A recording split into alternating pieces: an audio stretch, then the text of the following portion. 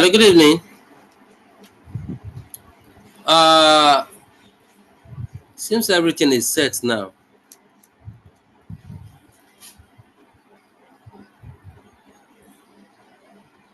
Let's commence our lecture briefly.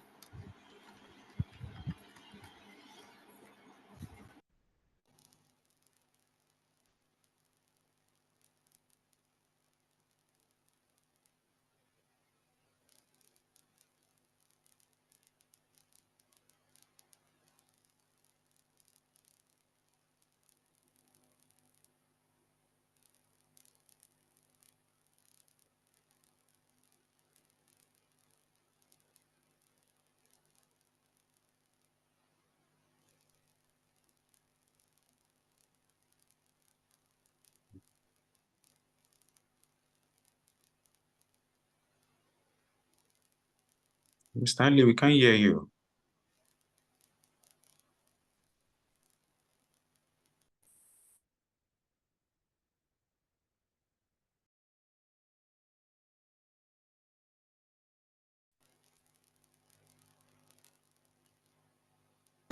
Hello, can you?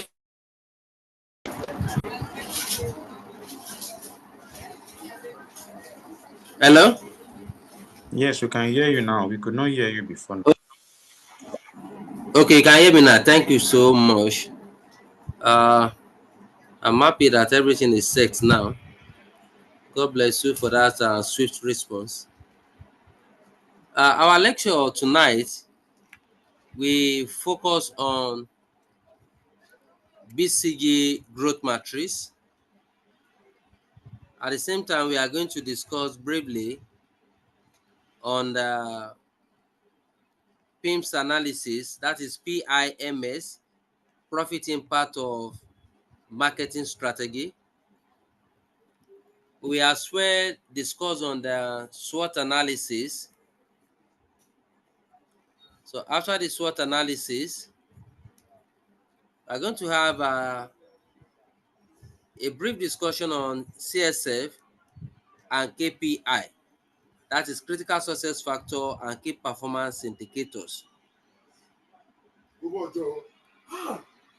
After that, we look at SWOT analysis, lock-in strategy, and the hyper competition. So with that, we are going to have a very fulfilled night, and we know that we have covered some of the other important models and theories, like likely question might be set, because we are yet to see our pre-scene. So it will be extremely difficult for anyone now to predict what and what we can expect or which model is applicable in the forthcoming exam.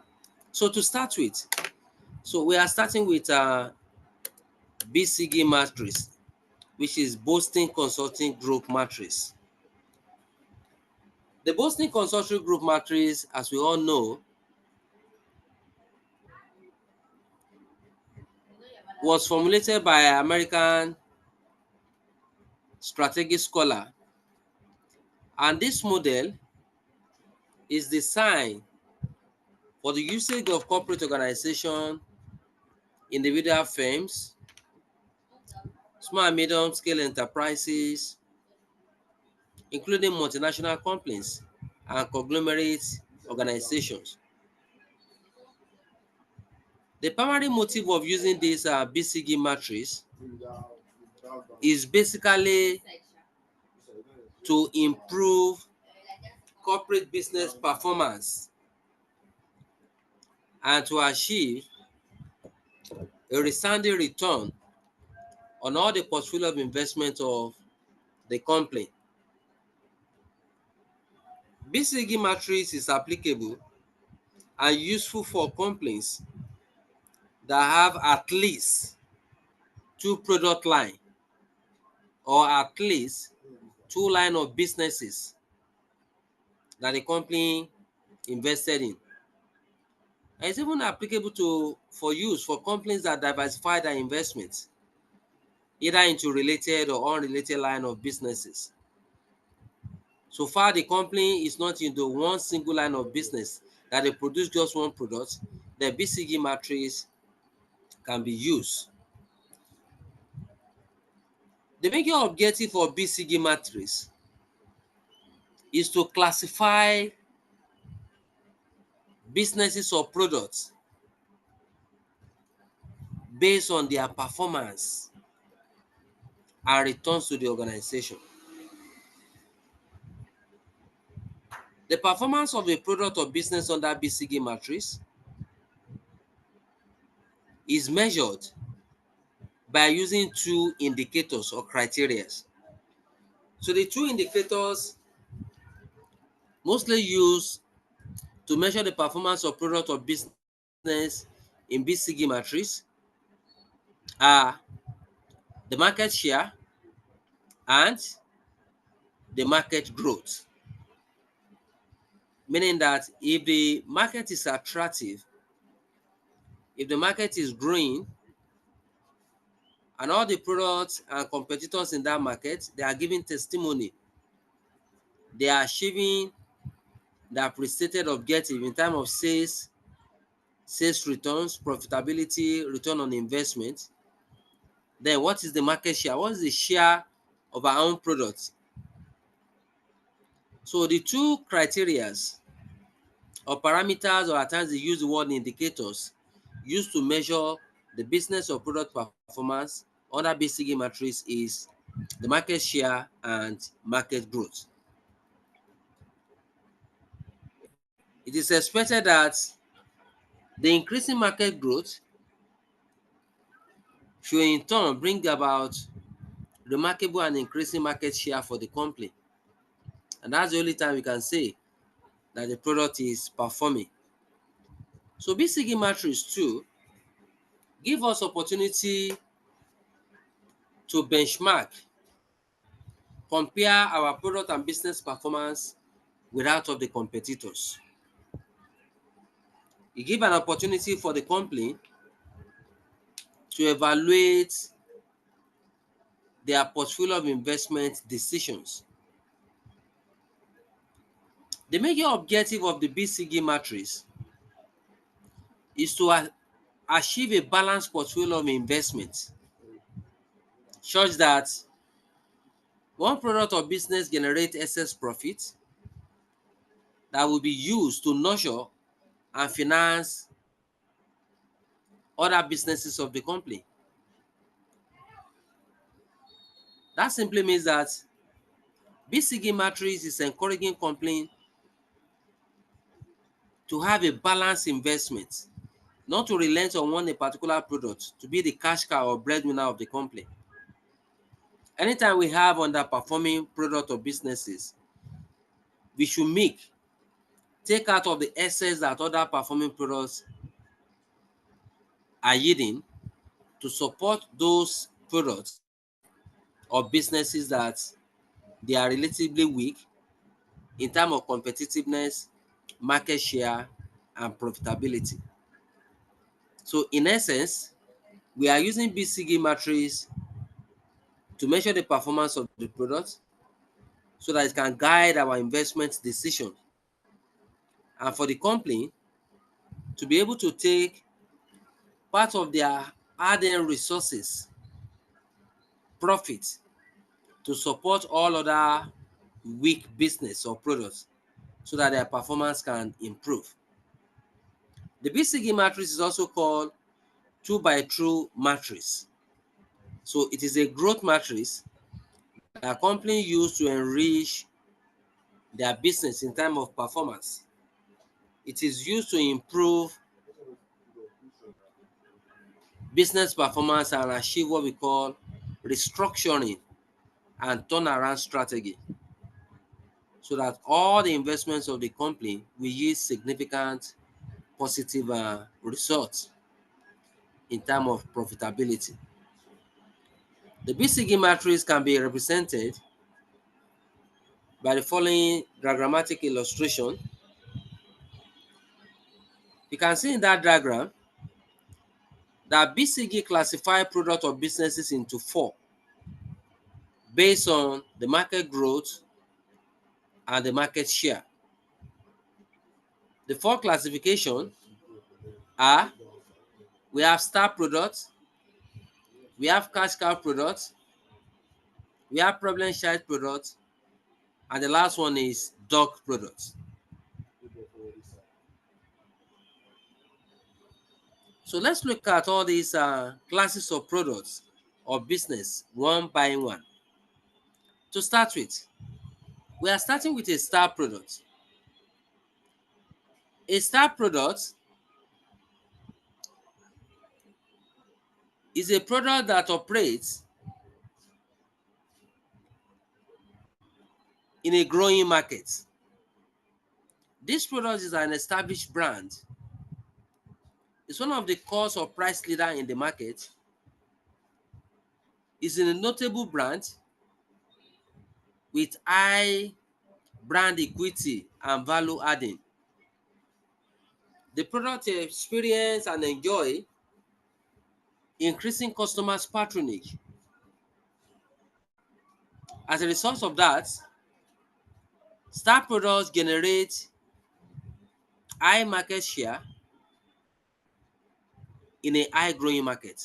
The implication of this is that the market is highly attractive, and at the same time, the product is experiencing increasing sales volume, increasing market share, and landmark profitability. A star product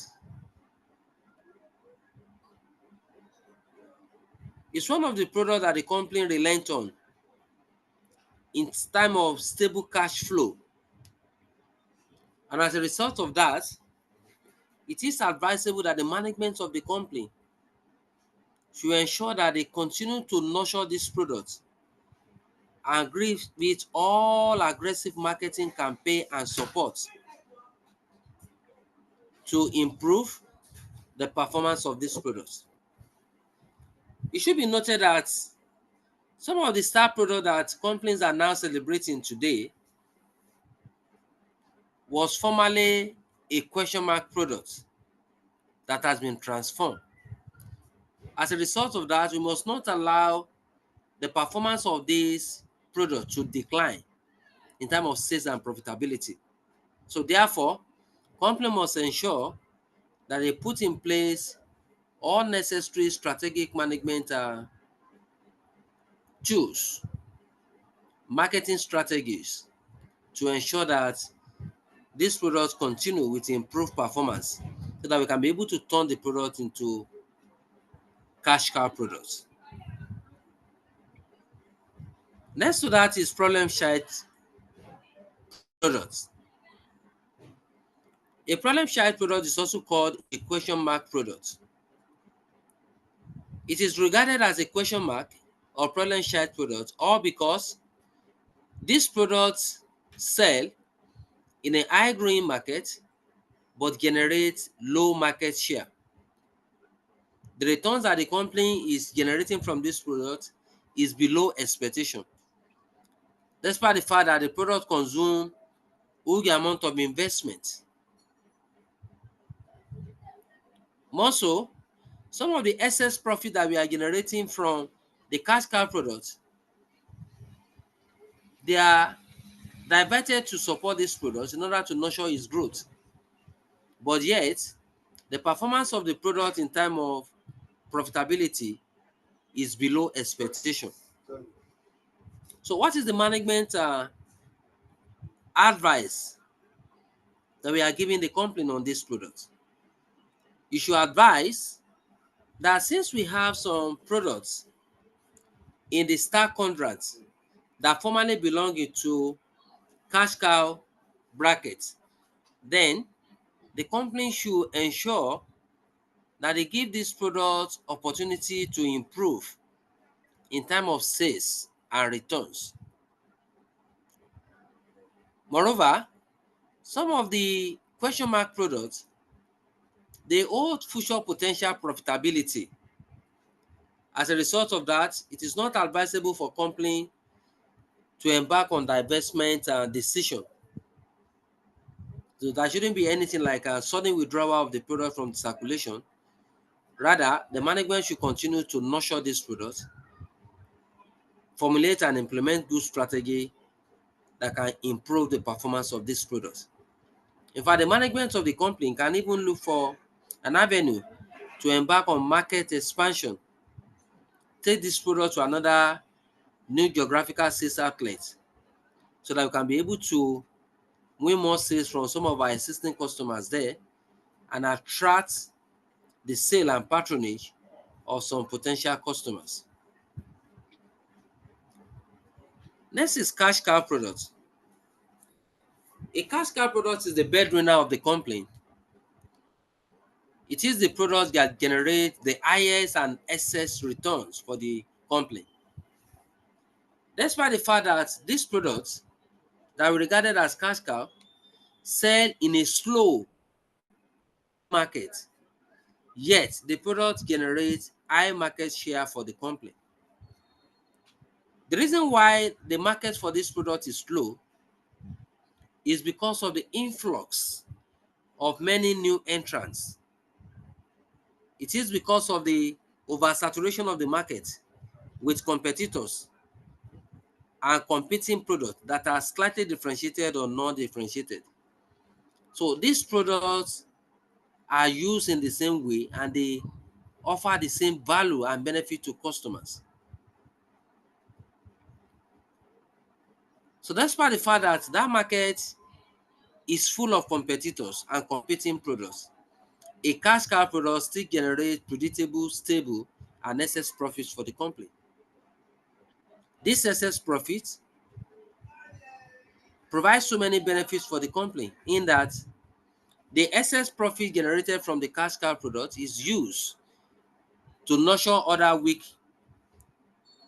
products such as question mark products, dog products, including star products. The excess profit we are generating from cash cow products, we use it to pay dividends and overhead expenses. So as a result of that, it is advisable that the company should maintain strategy for success on cash cow products. And we must not allow the performance of this product to decline. We advise the company to maintain strategy for success in that they must not alter any of their controllable elements of the marketing mix. The product quality must not be altered. The price of the product they are using presently must be maintained. The promotional strategy, the distribution efficiency, all these things must be maintained in order not to affect the customer's patronage and the returns we are gaining from this product. The last product that we have is dog products.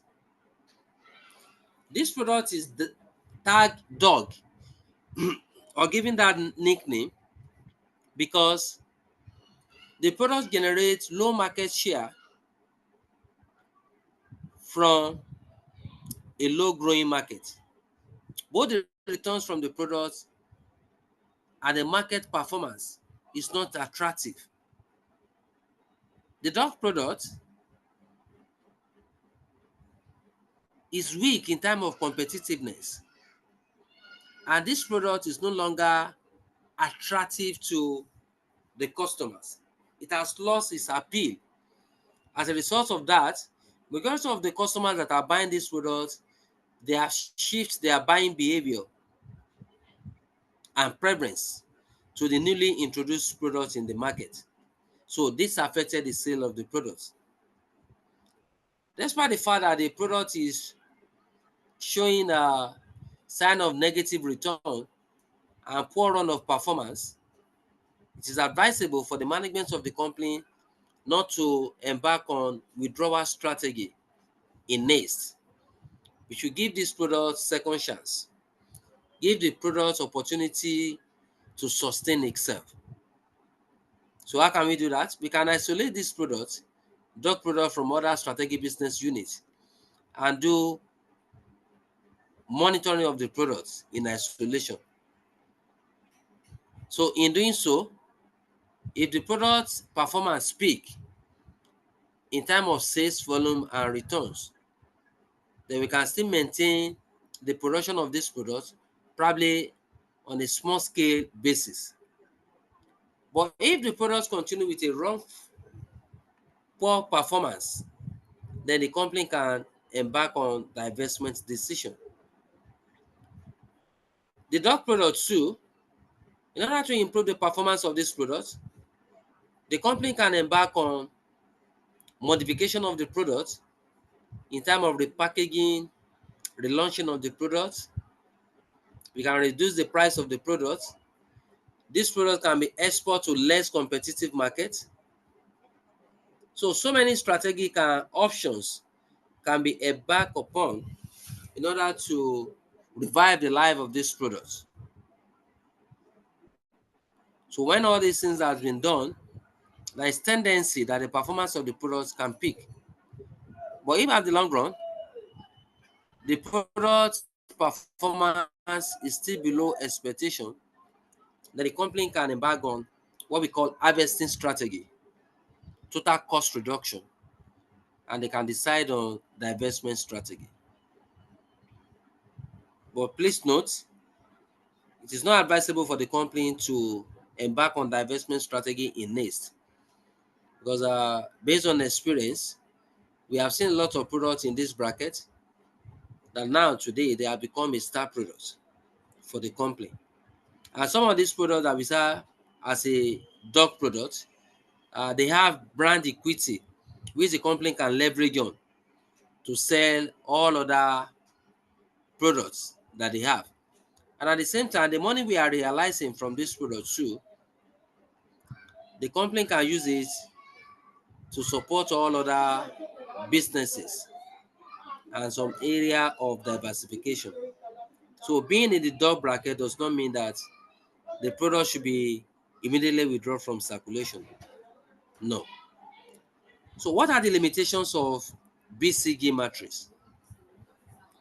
Some of the limitations of BCG matrix is that in some markets, it will be practically to determine the performance rate of the product, whether it is high or low. And at the same time, the position of the dog product can be misunderstood, because a product that we categorize as dog products for company A with certain percent of returns might be a star product or question mark in another company. Apart from that, the BCG matrix has some relative shortcomings based on the review of this model by some scholars. So some of the shortcomings of BCG matrix are the following. One, the model stated that there is a direct significant positive relationship between high market share and the profitability of the company, which in most cases is not real. Secondly, the model used just two indicators or criteria to measure product and business performance. That is, it used market growth and market shares. There are other indicators of business performance which the model ignore. Another shortcoming of this model is that the model failed to consider the effect of the external uncontrollable forces on the performance of the product or business. And at the same time, the model failed to consider other areas of business growth and profitability, such as diversification, merger and acquisition, strategic alliances, and collaboration. So these are some of the shortcomings of BCG matrix. But despite the fact that some scholars identify some areas of weaknesses of the BCG matrix, is still a strategic tool that is applicable and yielding landmark positive results for company that effectively use this model to classify and measure the performance of their business. So having looked at the BCG model, then we quickly look at our most popular, which is SWOT analysis. The SWOT analysis is a management tool that a company use to evaluate and measure their business performance. With SWOT analysis, company can be able to identify their areas of relative strengths and weaknesses, including the opportunities that the company has not utilized, and some challenges or threats facing the company. So SWOT analysis simply stands for X, strength; W, weaknesses; O, opportunity; and T, threats. The S and W that stands for strength and weaknesses, they are used for internal analysis of the company. The S and W, they are strategic tools that we use for internal evaluation of the performance of the company.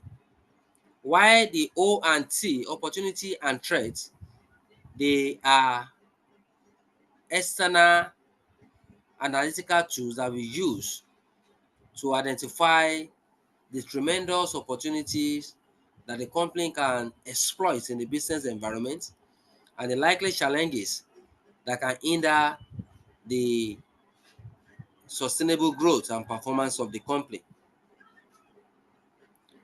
It must be noted that in conducting SWOT analysis, we have to look at the areas of the significant positive improvement of the company. That is what we call strength. That our X stands for the areas of remarkable performance of the company, where we are doing better. A strength of the company can be in the areas of one, effective utilization of their limited resources. It's a very good example of a strength of a company. Human capital development, that is, we invest in our valuable assets. The valuable assets of the company are their employees. So when a company designed a periodic training and manpower development for their staff, there is a strength of a company. Development of our staff is a strength of a company. Another typical example of strength of a company, when we have a low staff turnover, it shows that the company is healthy, because high staff turnover is detrimental to the growth of a company. Investment in research and development, total quality management, advancement in technology, all these things are what we call the strengths of a company. And when a company have high quality experience and skillful personnel, there is equally a strength of a company. Development of a new product, they can continue to list and list like that.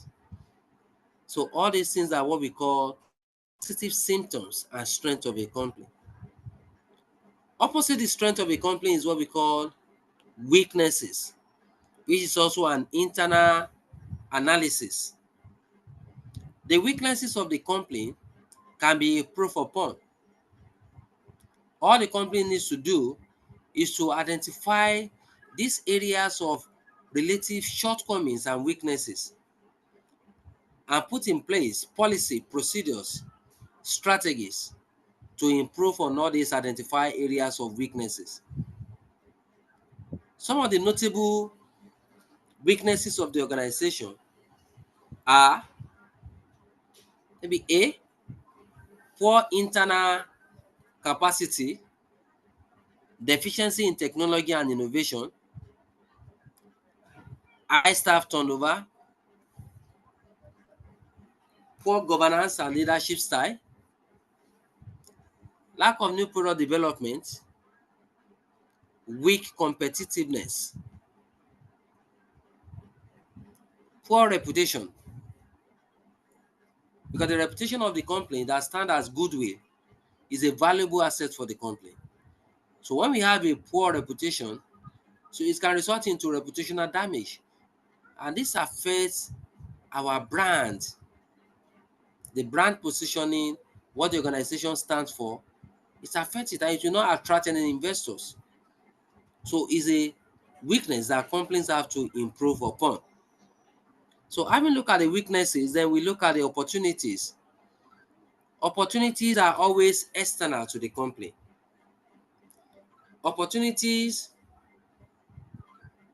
they are at the untapped benefits that the company can utilize to improve their competitive advantage and performance in the industry. To identify and utilize opportunity, it is always advisable for company to embark on SWOT analysis. But when you are doing SWOT analysis for opportunity, since it is external, our focus will be on O and T, where it is only O and T that relates to the external. In the analysis and identification of the opportunity, the company can use DOI, that is deliberate opportunity identification. So for us to deliberately identify those untapped areas that can give the company landmark improvements and sustainability. The personal analysis too is a favorable tool that the company can use to identify areas of opportunities. Investment in research and development too is a vital strategic tool that serves as antidote for identifying numerous opportunities in the business environment that the company can tap to improve on their performance. So ability of a company to leverage on a business opportunity improve the performance of the company. So the opportunity of the company can come in form of favorable government policy, can bring about opportunity. You can see immediately after the protest, the government pronounced that they are going to give a waivers remark on the importation of certain food items. It's an opportunity for companies. So companies can register and diversify their line of investments into that. So the tax rebate by the government is an opportunity. So, but the most important thing for company is to identify this opportunity and utilize it. It is not just to be a wishful thinker to identify the opportunity without exploiting the opportunity. Then we are giving an opportunity for our competitors to have competitive edge over us. The last alphabet under the SWOT analysis is T, which stands for threat. It's equally an external analysis. Threats are turbulent situations, challenges, external threats that is capable of hindering the continuity of the company. All these threats, if they are not identified, adapted, or in some instances overcome, they are harmful to our business. Because the external business threat is capable of retrogressing the performance of the company. So to avoid this decline in performance, we have to ensure that any identified threats, the company have to take a proactive and spontaneous, including swift reactions to curtail the harmful effect of the external business threat. Typical example of the external business threats are insecurity, influx of new competitors, persistent increase in technology, because it makes the existing technology to become obsolete, unfavorable government policy is equally a threat too.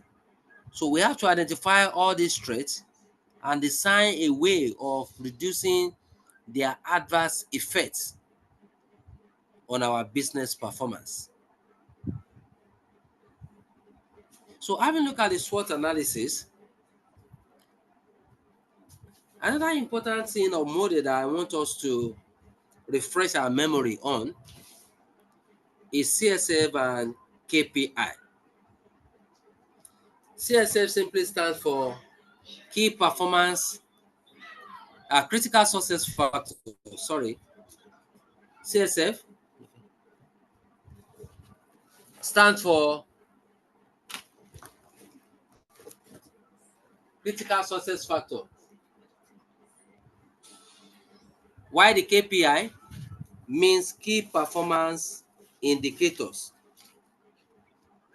The critical success factor is one of the components of strategic management that foster effective strategic planning, evaluation, and achievement of results.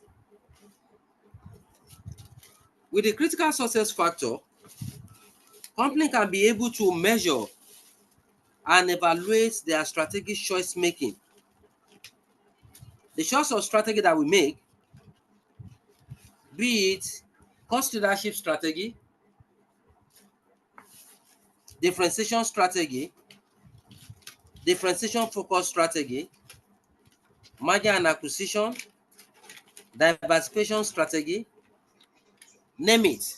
Whatever strategy that the company has employed, we have to use the critical success factor to measure the effectiveness of this strategy on our business performance. So critical success factors are a catalyst that assists the company in measuring the effectiveness of any of their choosing strategy. According to Johnson and Scholes, there are basically six-step approach that company can use to achieve their critical success factor. One, the first one is to determine the success factor that are critical for the profitability of the company.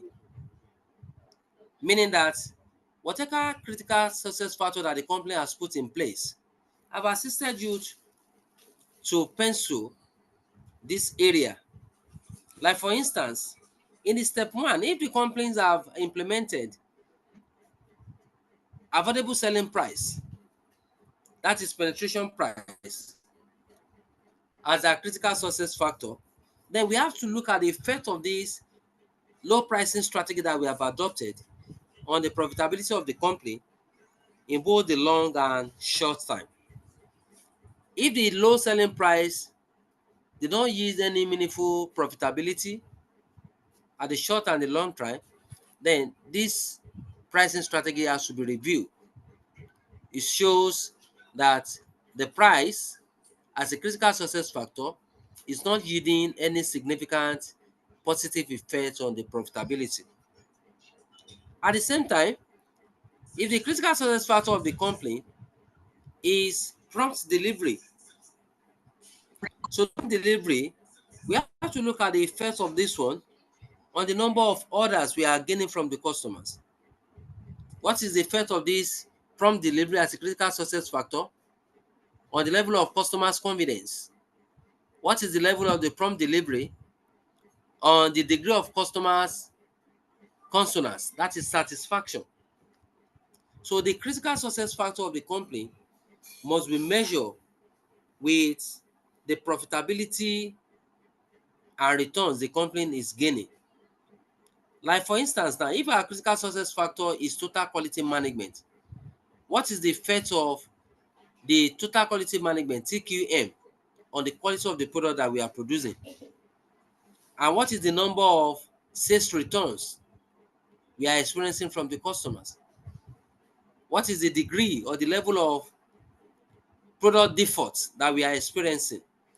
If we are experiencing high product defaults and high purchase return, it shows our TQM, which is our critical success factor, is not working.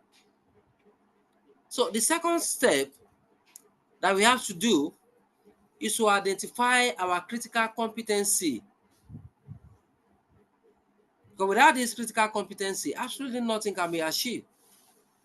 The critical competency of the company can be in the area of strict internal control, strict budgetary control, cost control is there, effective management of our inventory and supply chain management is equally a good measure of our critical competency. While the third one stipulates that we have to improve on our level of critical competency in order to gain competitive advantage. To achieve this number three, that the company needs to invest on innovation, technology, and capacity development. So this one will now improve the director's capability, competency, core competency, and competitive advantage of the company. And at the same time, that number three require that the strategy that the company employ should be valuable, costly to imitate, and rare. For if our strategy is very easy for the competitors to imitate, it will not give us any sustainable competitive advantage. So in number four, all our critical success factors must be measured against key performance indicator. I just cited one example now. In the step four, a good example is that our critical success factor, CSF, is TQM, total quality management. We put that in place to improve the quality of the product that we are selling, to ensure consistency in product quality, to guarantee the customer safety. So how can we measure the effectiveness of this total quality management? This can be measured by the number of customers products return, number of product defaults. It can be measured by the degree of customer satisfaction they claim. So at the same time, we have to ensure that all the aspects of the company competitive advantage and competency, we align them together. That is what the step 5 is saying. There must be strategic alignment, synergy, and collaborative efforts within the organization for us to be able to achieve effective critical success factor that will translate into competitive advantage. Without this alignment, then the company cannot achieve results. If they achieve result, it will be temporary result that they cannot sustain it over time. So lastly, in step 6, so we have to ensure we put in place consistency in our CSF and KPI. And this consistency has to be monitored, evaluated, and benchmarked with that of the competitors. When we benchmark our internal performance, competitiveness with that of the competitors, then we can be able to know our areas of relative shortcomings and areas that need improvement. So having looked at the critical success factor, then I find it deemed necessary that we should know the importance of SWOT analysis, because what majority of the students are familiar with is SWOT analysis, SWOT analysis, SWOT analysis. There are other models that we use that is uncommon, which occasionally when I can introduce this model into exam, it destabilizes the students a lot. So SWOT analysis is not something that is difficult. It's a very simple model. All we need to know is the meaning and the significance of this model. SWOT analysis stands for X, strength; O, opportunity; A, aspiration; and the R, results. So we use this model to determine and improve the company area of strength and opportunity, which we are familiar with. The only new thing there is AR, which is aspiration. The essence of the aspiration is that having done the internal and external analysis to know our areas of strength that we can leverage on to tap external business opportunity, it is advisable that the company should aspire for future greatness. The company should have a vision for achievement of more pronounced, sustainable targets or goals in the future. So the establishment and pronouncement of future goals to be achieved, that is what we call aspiration. Like for instance now, we are aspiring as a conglomerate organization to expand our geographical territory and location across the globe come year 2030. That is a good aspiration. So what Dangote achieved of recent, I give it to him, is a future aspiration that it has been aspiring for him to have a refinery business in Nigeria. He has identified this one as a good and profitable investment opportunity, despite the fact that a lot of risks are attached.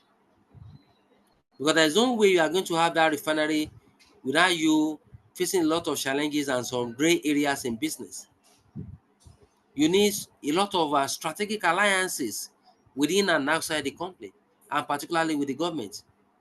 So we can see so many challenges is having with NNPC and what have you. Over time, is going to overcome this.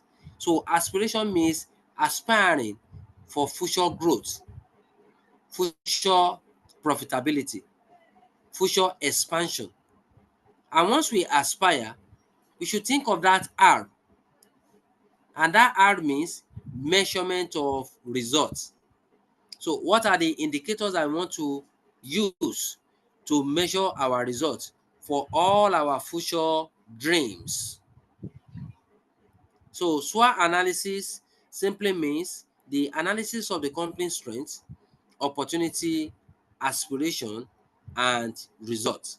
So the aspiration there will make us to be more visionary, to be future oriented.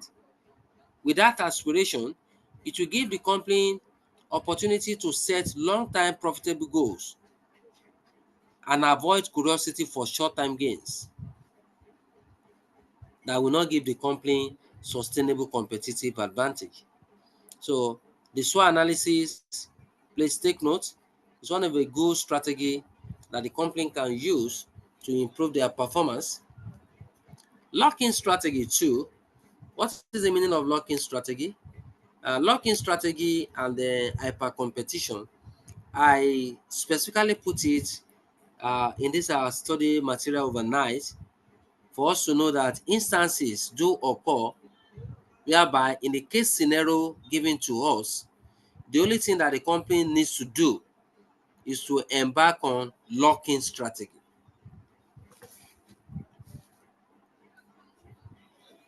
By lock-in strategy, it implies a customer retention strategy. That is just the simple meaning of lock-in strategy that you have been seeing all this while.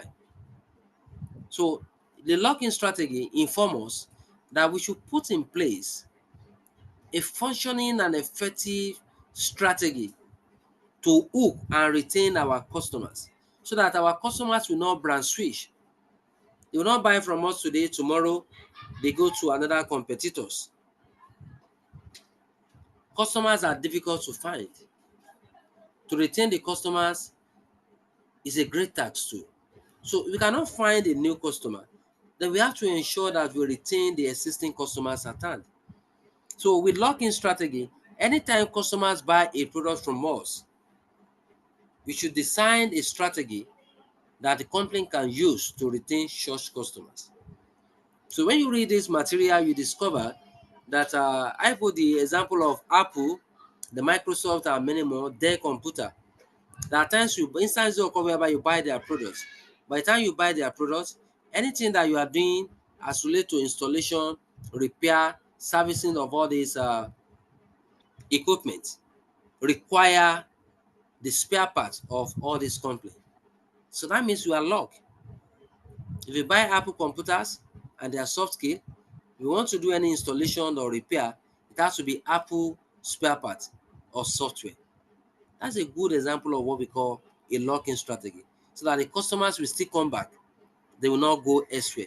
And by the time they come back, then they are doing what we call repeat purchase. With constant repeat purchase and continuous patronage, they develop loyalty for our products. They assist us in doing E1, electronic word of mouth recommendation. So lock-in strategy is an effective strategy that company can use to retain their customers. And if you are doing this lock-in strategy too, companies are expected to have effective CRM, customer relationship management, so that with this we can build a long-lasting, mutually benefiting, and reciprocal business relationship together. So the next thing that we are looking at, we are progressing, is hyper competition. Hyper competition. What do we call hyper competition? Hyper competition occur in a market where the number of competitors is extremely too high. The number of competitors, the number of competing products, they are too much. And all these competitors, they are so aggressive in that each and every one of them want to retain their market share. Each and every one of them, they want to win a new customers. In an hyper-competitive business environment, it is always difficult for a company to achieve sustainable long-time competitive position. The competitive position of the companies fluctuates.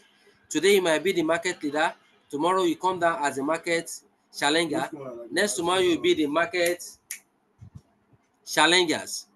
In a competitive position, companies only make robust and exorbitant profits because all the competitors in the market, companies, they are competing for the same customers.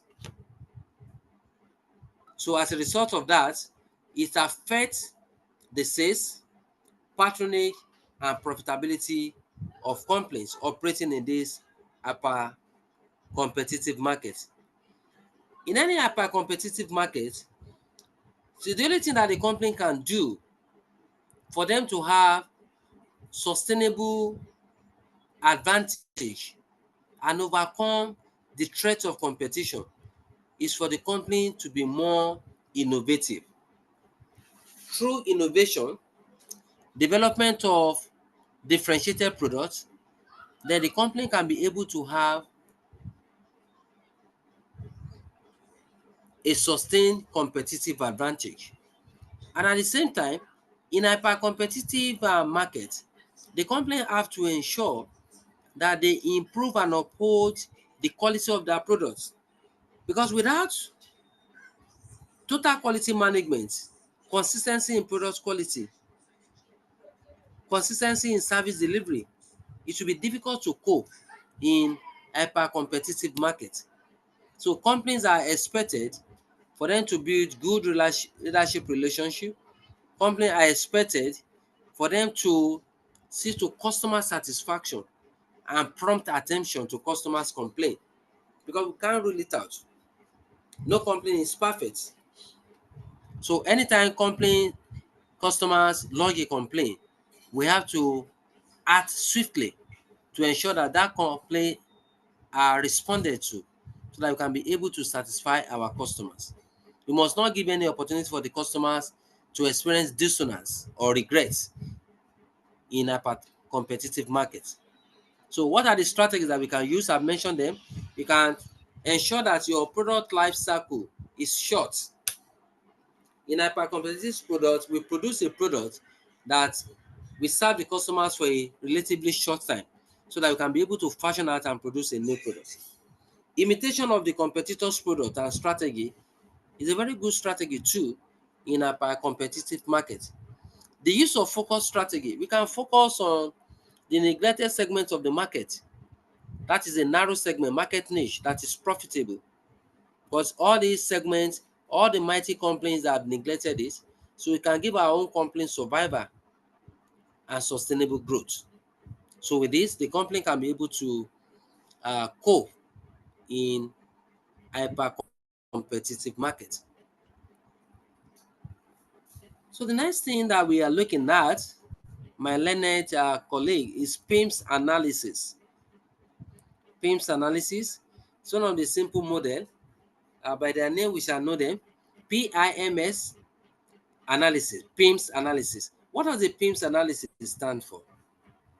The PIMS analysis simply means P for profit, I for impact, M for marketing, and S for strategy. So if you put this together, then PIMS analysis means profit impact of marketing strategy. So PIMS is used to analyze, evaluate the effectiveness of the marketing strategy that the company put in place on the profitability of the company. So the essence of this is to measure if the marketing strategy improve the returns that the company is earning or not. If our marketing strategy is not yielding any significant profitability, then that means that marketing strategy is deficient. So the companies have to formulate another strategy that they are going to adopt to improve their profitability and competitiveness. So with PIMS analysis, we have to measure the effect of the company marketing strategy on their market share, on their return on investment, on their profitability, on sales and customers patronage.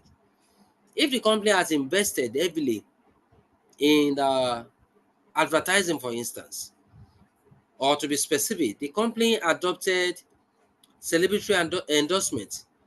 We use Davido, for instance, to market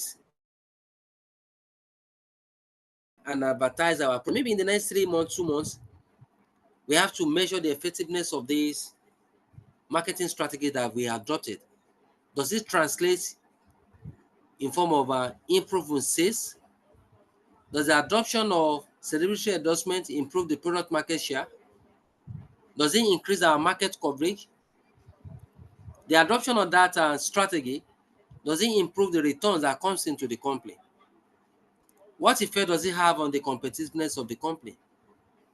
So the PIMS analysis is used to measure the effectiveness of the company strategy on the financial performance of the company. So that's the basic things that we must know about the PIMS analysis. So having looked at that, we briefly look at Igor Ansoff growth matrix that we call strategic direction. Ansoff growth matrix.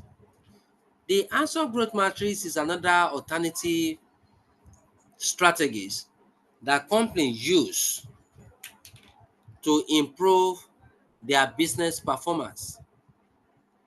The company use it to improve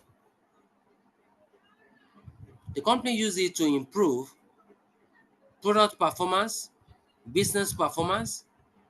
It is used to increase our customer base, meaning that to win more potential customers and retain existing customers. The Ansoff growth matrix too is equally used for the company to achieve expansion in terms of internal capacity, market development, product development, and many more. So with Ansoff growth matrix, the company will have alternative strategic approach that they can use by combining their product market grid. The Ansoff matrix is represented as shown in the diagram before.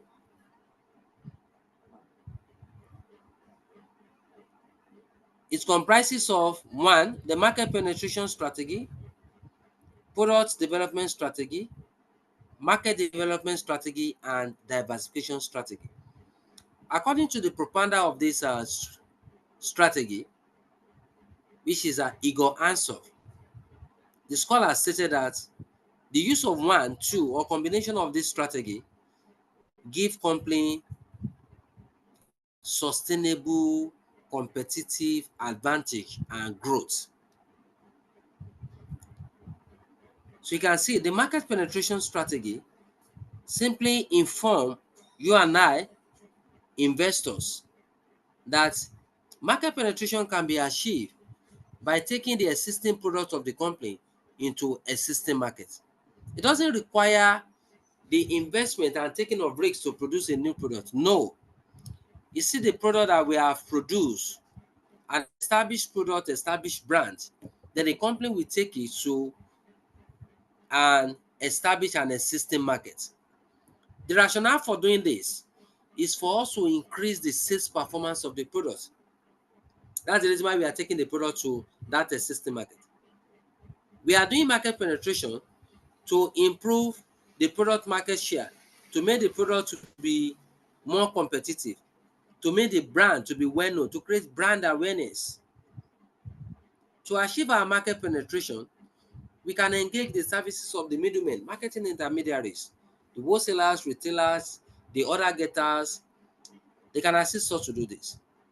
Market penetration can be achieved through promotion too, aggressive promotional campaign. Market penetration can be achieved with the use of effective distribution strategy and penetration pricing strategy. When we sell at affordable price, the market penetration can be achieved.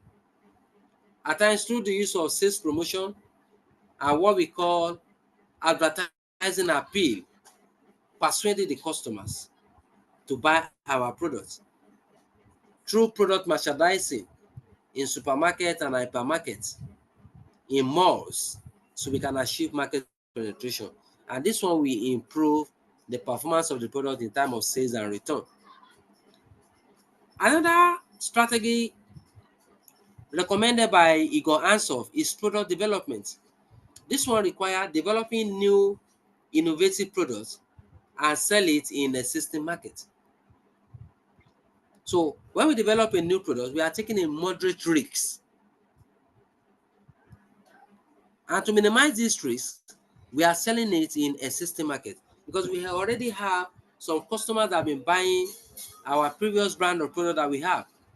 They are loyal to us. They have preference for those products. They are proud to associate with our brand. They make referral and recommendations about our products. So due to that, a company can develop a new product and sell it to existing markets. This one will assist them to improve their line of products. Their product line will increase. And it will even help them to expand their geographical market coverage by taking this product to all the existing markets. So new product development is a good strategy that company can use to improve their competitiveness growth and profitability. And any company that have curiosity for the improvement in innovation, technology, those companies that want to meet competitors apart, they don't want to be left behind. Those companies that have the curiosity to increase their competitive position, they don't want to be stagnant. There are those companies that roll out new products. Companies that embark on new products, they are the companies that overcome inertia, that is rigidity. So to those companies, they develop unique, standard, differentiated and quality products to the market so that they can be able to win customers, create more satisfaction for the customers, and improve on their competitive strengths. The third strategy under the Ansoff growth matrix is market development. In the market development too, it's come with a minimal risks because we are taking our existing products to new market. The only objective that we want to achieve here is to increase sales and create more brand awareness about the products. We want to increase our sales, create more brand awareness, win more customers, and make more profits. How do we do that? We take our existing product to new markets.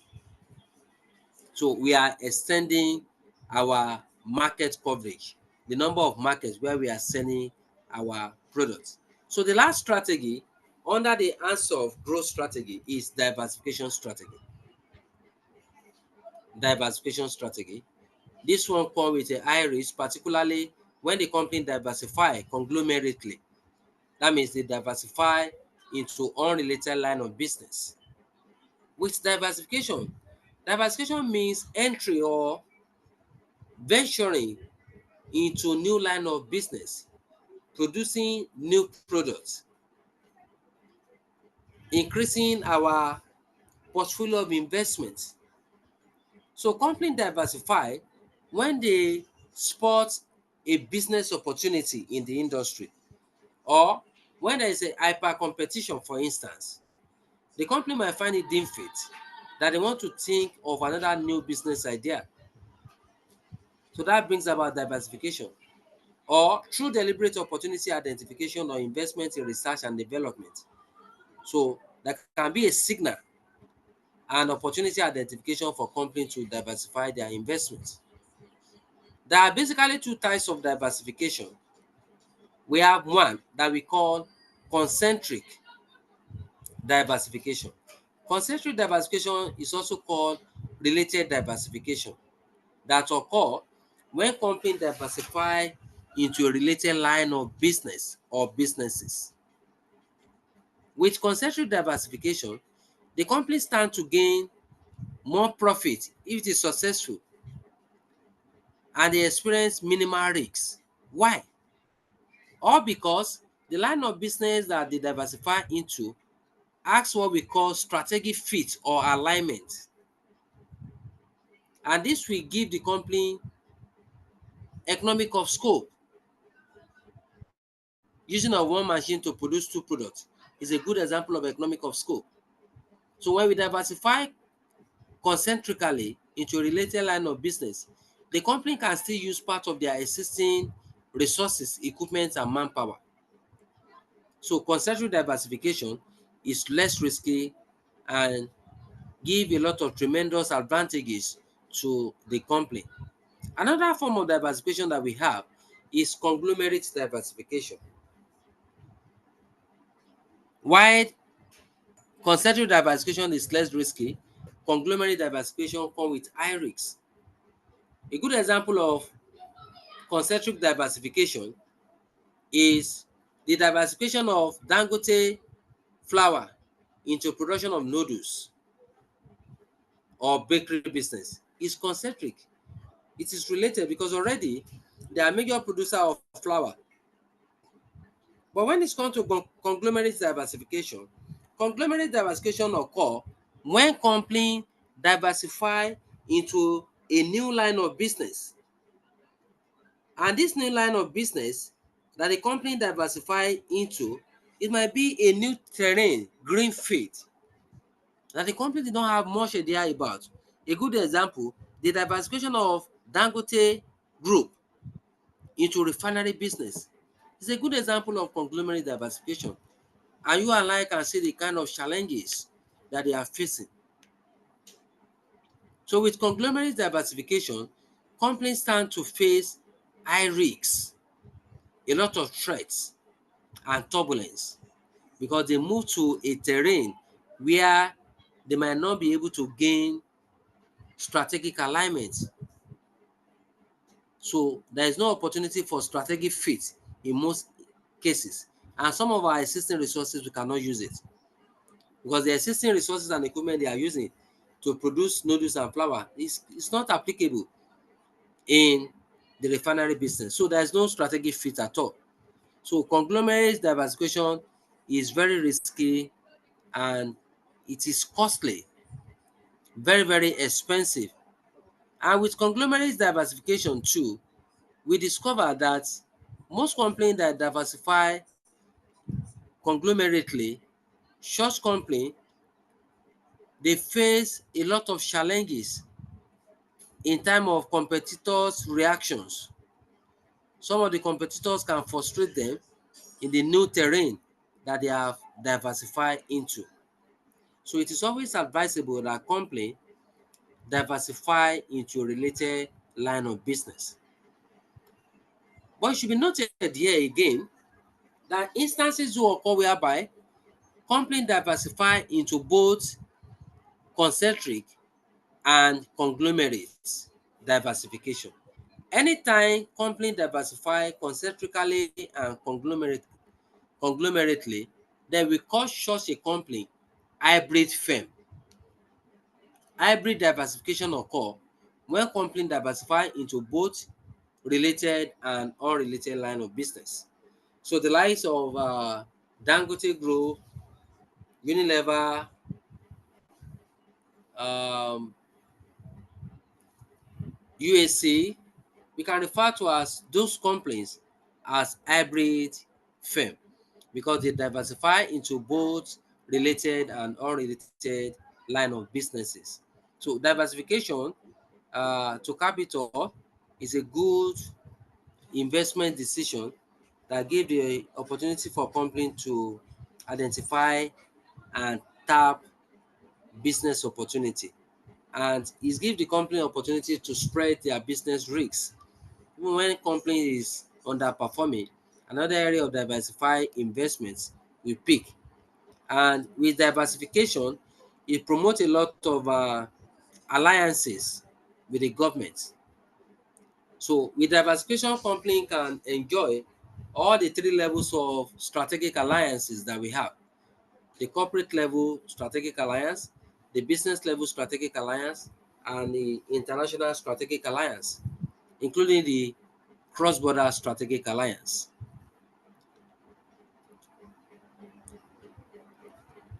So without wasting much of time, let's quickly look at our gap analysis. What do we call gap analysis? Gap analysis is a strategic tool that we use to measure the differences between the standard performance of the company and the actual performance or results that the company derive.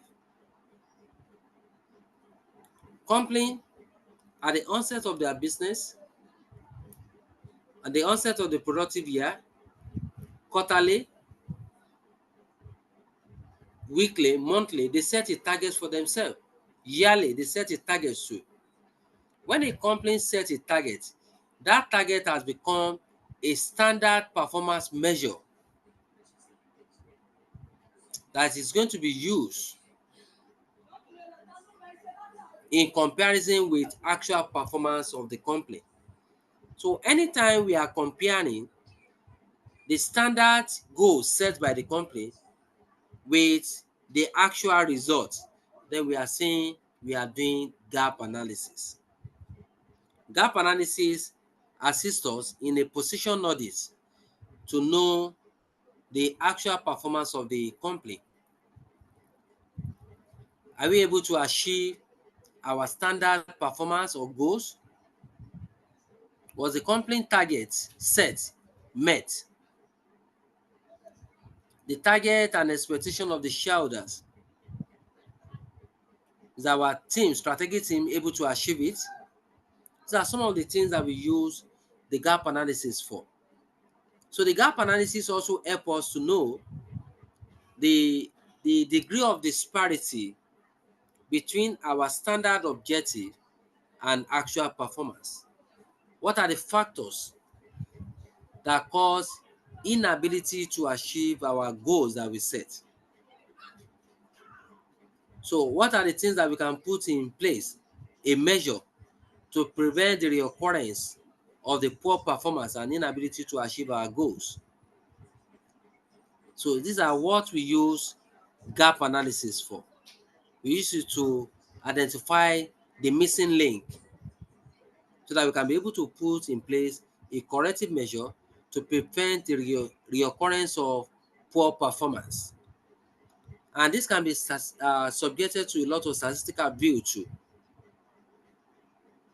You can subject to statistical view using so many statistical tools.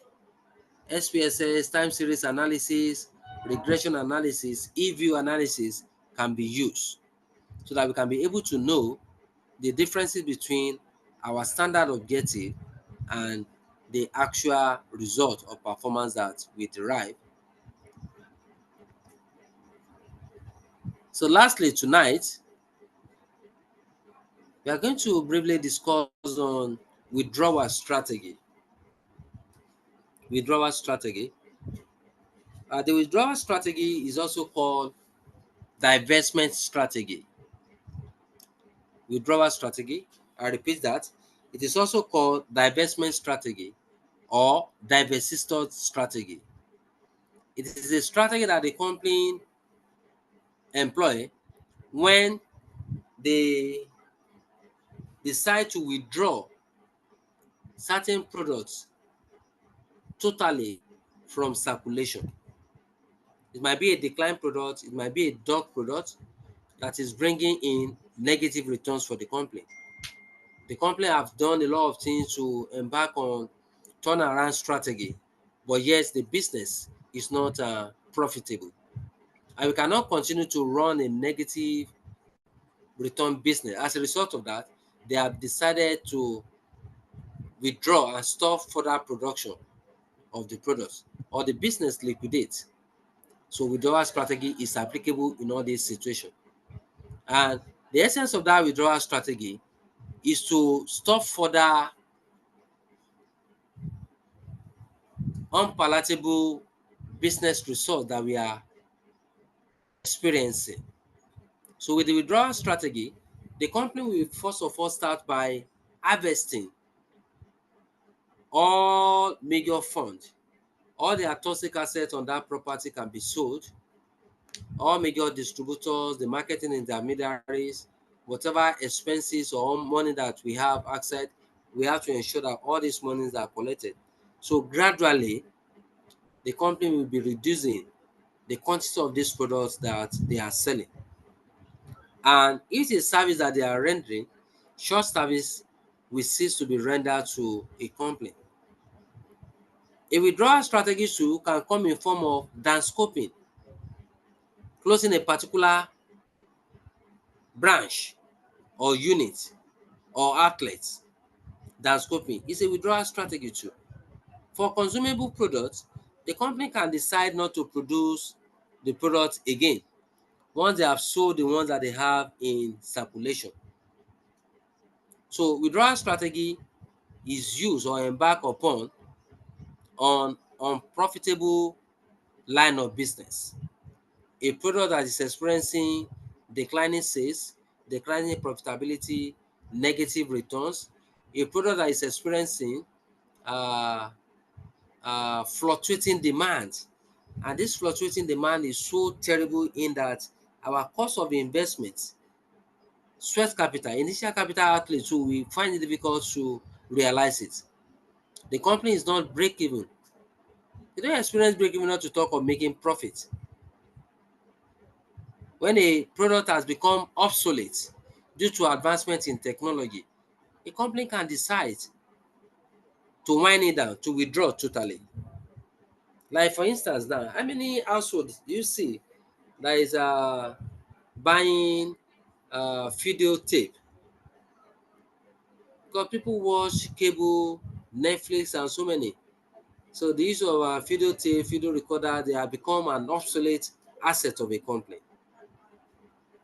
So when a product is not performing excellent, that the company have done everything humanly possible to revive the life of that dying product and to prevent the business from liquidating, if all their effort is fruitless, the last option, last resort is for the company to embark on withdrawal strategy.